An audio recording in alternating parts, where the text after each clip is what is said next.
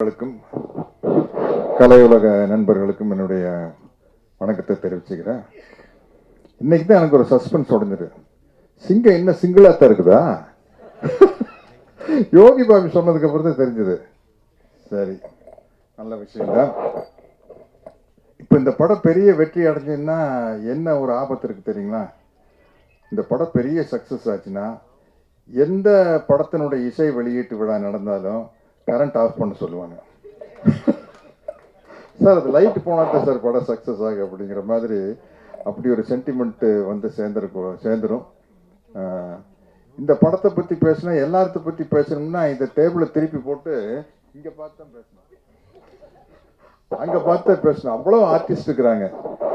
இது உண்மையிலேயே இந்த அளவு கேதர் பண்ணுறது பெரிய கஷ்டமான விஷயம். என்ன இதில் இருக்கிற அவ்வளோ பேர் பயங்கர பிஸியான ஆர்டிஸ்ட். இன்றைக்கி நான் திரும்ப திரும்ப கேட்டேன், தம்பி யோகி பாபு கண்டிப்பாக வந்துருவாரான்னு கேட்டேன். என்ன அவ்வளோ பிஸியாக இருக்கிற ஆள் கரெக்டாக வந்துட்டார். மற்றவங்க எல்லாரும் எங்கெங்கேயோ மாட்டிக்கிட்டு இருக்காங்க. இந்த படத்தினுடைய ப்ரொடியூசர் யுவராஜ் வந்து நம்மளுக்கு ஒரு நல்ல விஷயத்தை சொல்லி கொடுத்தாரு. எனக்கு இல்லை, புதுசாக மேடைக்கு வரவங்க நிறையா பேர் சொல்லுவாங்க, நான் எனக்கு மேடையில் பேசி அவ்வளோமா பழக்கம் இல்லை அப்படியெல்லாம் சொல்லுவாங்கள்ல. அது உங்களுக்கு என்ன மொழியில் வருதோ அப்படி பேசிட்டு போக வேண்டியதான். அவர் அடித்தார் பாருங்க, நான் வந்துங்க முதல் படங்க இப்படித்தானுங்க எடுத்துனுங்க, அப்புறம் படம் எடுக்கும்போது தானுங்க தெரிஞ்சதுங்க, படம் பார்க்கறதுக்கு வேணா சுலபமாக இருக்குங்க, எடுக்கிறது வந்து பெண்டு கழண்டு போங்க. அவ்வளோதான். அதனால வந்து எல்லாருக்கும் சொல்கிறேன், எனக்கு இந்த மேடை புதுசு, மைக்கில் பேசி புதுசு அப்படிலாம் நீங்கள் சொல்ல வேண்டிய அவசியமே இல்லை. யுவராஜ் மாதிரி நம்மளுக்கு என்ன வருமோ அடித்து கிளப்பிட்டு போயிட்டே இருக்க வேண்டியதான். அதையே தான் நம்ம டைரக்டர் பிரதாப் பண்ணார். பெரிய விஷயம். இவ்வளோ ஆர்டிஸ்ட்டை சேர்த்து வச்சு இப்படி ஒரு படம் எடுக்கிறது.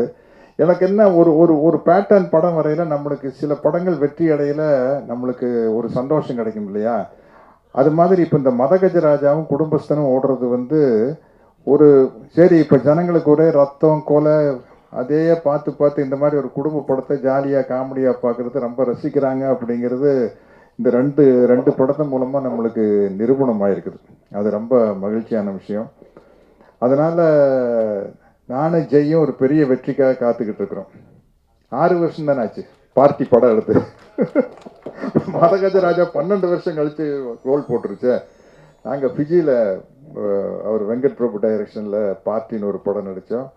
ரொம்ப ஜாலியாக ரொம்ப என்ஜாய் பண்ணி நடித்தோம். அப்படி இருந்தது. அந்த படமும் கூடி சீக்கிரம் வெளியானோம்.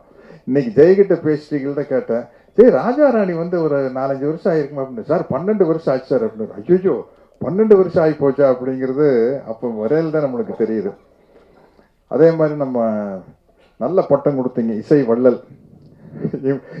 இல்லை, அது சில சமயத்தில் அந்த இமான் அப்படின்னு பேர் இருக்கையில் இசை வள்ளல் இமான் அப்படின்னா நம்மளுக்கு ரொம்ப பளிச்சுன்னு இருக்கும் இல்லையா?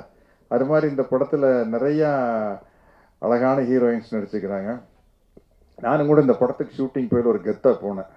என்னென்னா, அஜித் விஜயோட ஹீரோயின் தான்ப்பா நம்மளுக்கு ஜோடியாக நடிக்கிறாங்க.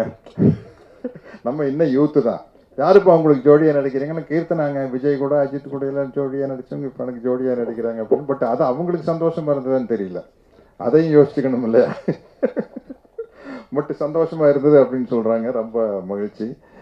இந்த மாதிரி படங்கள் ஓடுறது வந்து ஒரு இப்போ சினிமாங்கிறது ஒரு என்டர்டெயின்மெண்ட்டு தானே. உள்ளே போனோம், ஜாலியாக சிரித்தோம் வந்தோம் அப்படிங்கிறது ரொம்ப முக்கியமான விஷயம். அதே மாதிரி இந்த படத்தில் வந்து அவ்வளோ இந்த ஷூட்டிங் ஸ்பாட் வந்து ரொம்ப கலகலப்பாக இருந்தது. யோகி பாபு சொன்ன மாதிரி கவுண்டமணி அண்ணன் கூட நடிக்கையில் சிரிச்சுக்கிட்டே இருப்போம். எல்லா வசனத்தை மறந்து அப்புறம் நாங்களே சொந்தமாக வசனம் பேசுறது. அந்த மாதிரி இந்த ஷூட்டிங் ஸ்பாட்டில் வந்து அவ்வளோ பேர், ஆனந்தராஜன், இளகல் ரவி, இளவரசன் எல்லாருமே வந்து ஒரு டீம். இது வந்து அவ்வளோ ஜாலியாக இருந்தது. அவ்வளோ பேர் இங்கே வந்திருந்தாங்கன்னா இன்னும் ரொம்ப சந்தோஷமாக இருந்திருக்கும். நிச்சயமாக இந்த படம் வந்து ஒரு பெரிய வெற்றி அடையும் அப்படிங்கிற நம்பிக்கை இருக்குது. நல்ல ஒரு வெள்ளந்தியான தயாரிப்பாளர் கிடைச்சிருக்காரு. ஆனால் உஷாரான ஆள் தான். உஷாரான ஆள் தான். அவரே வந்து ஒவ்வொரு ஆர்டிஸ்ட்டுக்கு இந்த கேரக்டருக்கு இவங்க நல்லா இருக்கு, அந்த கேரக்டருக்கு அவங்க நல்லா இருக்குன்னு சொல்லி பட்ஜெட்டை அவரே ஏற்றி விட்டார். அதனால் பிரதாப் உங்கள் மேலே பொல்லா போகிறாரு. ஏன்னா வந்து இவ்வளோ பேரையும் வச்சுட்டு அவ்வளோ சிக்கனமாக படம் எடுத்தாருங்க. சொன்ன டைமில் டக்குன்னு எடுத்து யார் எப்படி அந்த டைரக்டருக்கு வந்து அந்த எடிட்டிங் நாலேஜ் இருந்துருச்சுன்னா ரொம்ப முக்கியம். அதுதான் ஒரு படத்தை சீக்கிரமாக டைரக்ட் பண்ணி முடிக்கிறதுக்கு அந்த எடிட்டிங் நாலேஜ் இருந்தால் வந்து, இல்லைன்னா 5 நாளில் எடுக்கிற சீனை 10 நாள் எடுத்துக்கிட்டு இருப்போம். அது இல்லாமல் ரொம்ப சிக்கனமாக எடுத்து நல்லபடியாக முடிச்சிருக்காரு. எல்லா வகையிலையும் ஒரு சந்தோஷமான படம் எனக்கு. இந்த படத்தினுடைய வெற்றிக்காக நானும் காத்துக்கிட்டு இருக்கிறேன். நன்றி, வணக்கம். கரெக்டாக பண்ண அவருக்கும் வணக்கம். இந்த படத்தில் எனக்கு வாய்ப்பு கொடுத்த டைரக்டர் பிரதாப் சார் அவருக்கு நான் நன்றி தெரிவிச்சுக்கிறேன். அப்புறம் யுவராஜ் சார் உங்களுக்கு ரொம்ப நன்றி. Imman sir, Sathyaraj sir, Jai sir, எல்லாருக்குமே, கேமராமேன் தங்கதுரை எல்லாருக்குமே ரொம்ப நன்றி.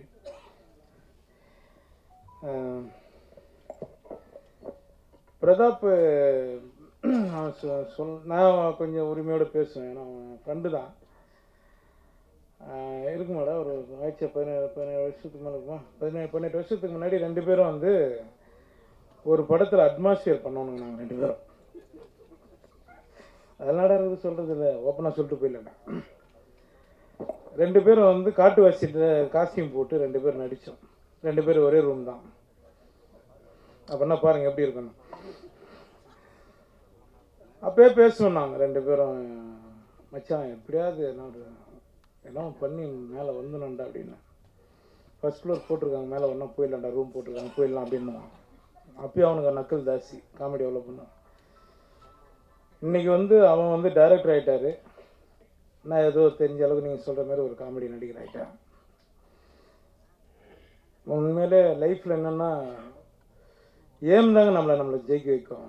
எதை பற்றி நம்ம கவலைப்படாமல் நம்ம வேலையை மட்டும் நம்ம பண்ணால் கண்டிப்பாக நம்ம ஜெயிச்சிருவோம். அதுக்கு பிரதாப் ரொம்ப நன்றிடா. நீ வந்து ஃபஸ்ட்டு என்ன சூஸ் பண்ண பற்றியா, நீ சொல்கிற நான் தான் இந்த படத்தை நகர்த்த, நான் கிடையாது. உன் கதை தான், உன் கதை, உன் ப்ரொடியூசர், நீ ரெடி பண்ணிட்டு வந்ததுக்கப்புறம் தான் இந்த படம் மூவ் ஆச்சு. நான் உனக்கு ரொம்ப நன்றி தெரிவிச்சுக்கிறேன். ரொம்ப நன்றி. எனக்கு சொல்லணும்னு தோணுச்சுங்க, அதனால் சொன்னேன். இந்த படம் பார்த்துட்டு நீங்கள் இப்போ ப்ரொடியூசர் சொன்ன மாதிரி அவரும் ஒரு பேபி தான். நாங்கள் எங்கள் ஷூட் எடுத்துருந்து அவர் பண்ணி எங்காவது மோனில் நின்றுப்பார், என்ன எடுக்கிறாங்கன்னு தெரியல, நல்லா எடுத்தா சரி அப்படின்னாரு. சார் இது உங்கள் படம் சார், ஏன் சார் நீங்கள் இப்படி பேசுகிறீங்க அப்படின்னு. இல்லைங்க நான் நம்பி விட்டேங்க, நான் வந்து சினிமாவில் அடுத்தடுத்து நிறைய படங்கள் பண்ணணுங்கன்னாரு. சார் நீங்கள் அடுத்தடுத்து படம் பண்ணுவீங்க சார், ரொம்ப நன்றி சார். இமான் சார், சார் உங்களை எனக்கு ரொம்ப பிடிக்கும் சார், ரொம்ப நன்றி சார். உங்களுக்கும் சத்யராஜ் சார் சொல்லவே வேணாம், எல்லாருக்குமே பிடிக்கும். நிறைய கவுண்டமணி சார் பற்றி தான் நாங்கள் ஸ்பாட்டில் உட்காந்து சார் நானும் நிறைய பேசிகிட்டு இருப்போம். அவர்கிட்டையும் சொன்னேன் நான் ஒரு மாதிரி, கவுண்டமணி சார்கிட்டையும், சார் இதுமாரி சாரோ நடிகை நான் சின்னகிறாரப்பா அப்படின்னாரு. ஆமாம் சார், நான் கூட பிரேக் எடுத்து ரொம்ப பாருன்னு கிளம்பி போயிட்டேங்கிறாரு எக்ஸ்பிரஸ் மாதிரி அப்படின்னு.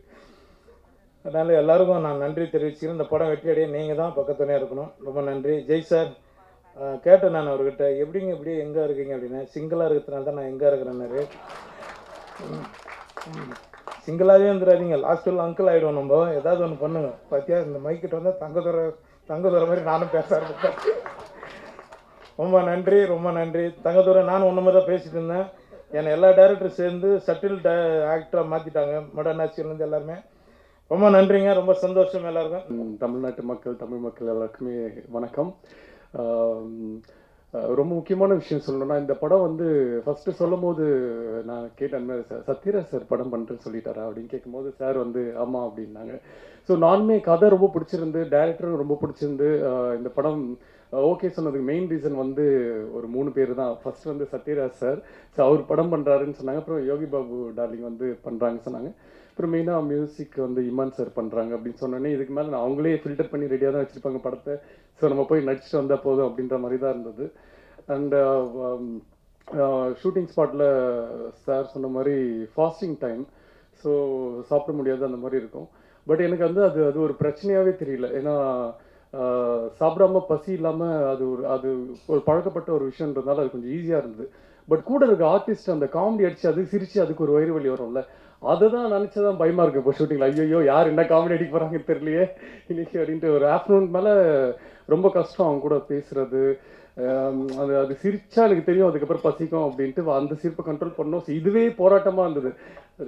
டைரக்டர் சார் கொடுக்குற டைலாக்ஸ் எல்லாமே வந்து ரொம்ப ஈஸியாகிடுச்சு இவங்க கூட இந்த போராட்டங்களுக்கு அப்புறம். ஸோ டைரக்டர் கூட எப்போவுமே ஒரு சீன் ஷூட் பண்ணுறதுக்கு முன்னாடி ஒரு ஆஃப் அன் ஹவர் நாங்கள் பேசிட்டு தான் இருப்போம். சார் இது இப்படி பண்ணிக்கலாமா, இந்த டைலாக் இப்படி மாற்றிக்கலாமா அப்படின்னு சொல்லிட்டு.